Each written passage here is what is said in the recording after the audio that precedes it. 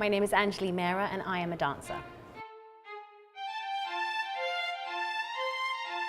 A dancer performs and has to play characters on stage, so has to also act. A typical day for a dancer is getting up, making sure you have a good breakfast to get yourself set up for the day. We always do a class, which is a warm-up, either a ballet class or a contemporary dance class, and that's just to get our muscles going. And then we have a bit of rehearsing, and then we get ready for the show. Makeup, warm up again, find your right point shoes, and then on stage. First of all, the physical side of it's important. You can start off with not as many physical attributes and work really hard to correct your body physically to then make it as a dancer, or you can start off already with physical attributes and you still have to work hard, but it's a slightly different journey. I'd say tenacity is huge. You can't do it unless you really love it. I started dancing when I was 3, and I actually grew up in Hawaii, strangely. So I went to a local school there and I loved it.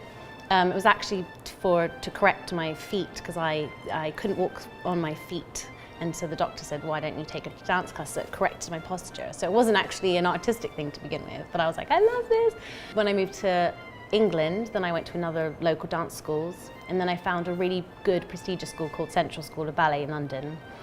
And I went after school for like 4 times a week, and then at 16 I decided I want to go full-time, and that's 3 years, and it's 8 a.m. until 8 p.m. at night, and you just dance, dance, dance. My first big break was actually in this company that I'm dancing with now, Bourne, and it was a show called Swan Lake, which is his most famous show.